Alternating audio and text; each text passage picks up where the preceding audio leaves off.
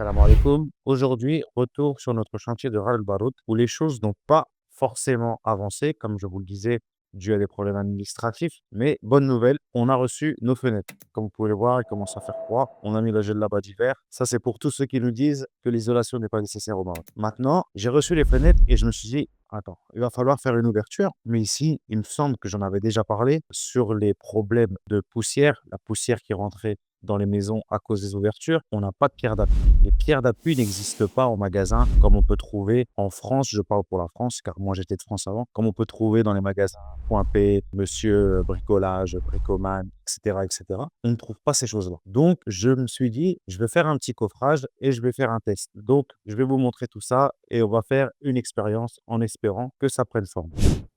Voici les deux fenêtres qu'on vient de recevoir qui, je vous le rappelle, iront sur ce mur. Donc, on en a une ici et une ici.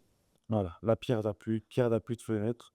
Tu ne retrouves pas ici. Petit gabarit avec de la planche de récupération, avec les moyens du bord. Là, ce fil que vous pouvez voir, c'est pour faire la goutte d'eau.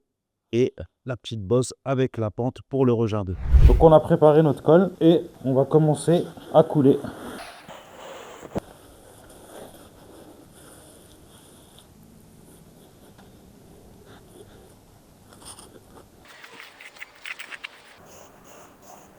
On prépare une partie qui est très importante, c'est le rejingot qui remonte un petit peu et c'est ce qui va venir supporter notre fenêtre.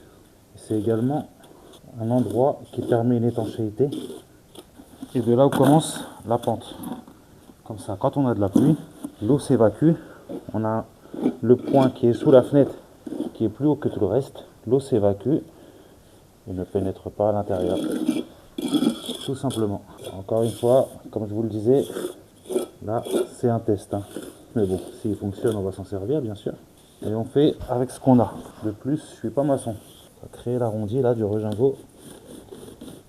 Voilà, on a tout coulé. Et là, on a ce petit outil qui s'appelle un fer à angle. D'accord? Ça va nous permettre d'arrondir le nez de la pierre d'appui. Donc c'est une première fois pour moi. Je vais essayer, Inch'Allah, voir ce que ça donne.